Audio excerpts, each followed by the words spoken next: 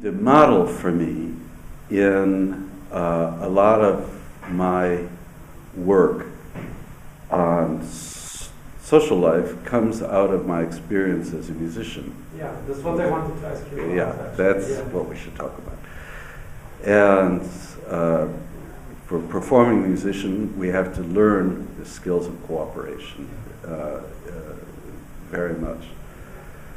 What is interesting to me is that we are seeing in the world of visual arts the same emphasis on the quiver of different skills, on the many different skills used by the same artist and by artists together. And particularly among young visual artists. This is a world I don't know too much about myself, but I know through my son who is a sculptor, which is a much more cooperative activity than the notion of the sort of the maestro with his atelier who do his bidding. There's much more of an interest in making collective works of art that use different kinds of skills.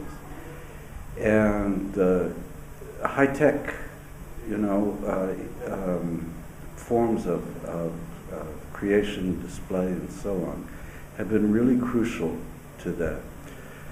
So what I've begun to think is that sort of the visual arts and the world of music are sort of drawing together in the way in which the productive process is beginning to work.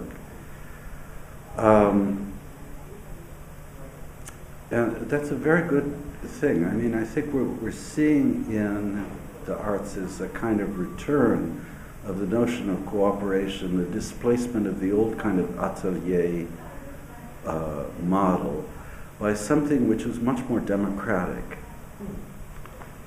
So I'm hoping that I'm right about this and that this would be a big change in art practice.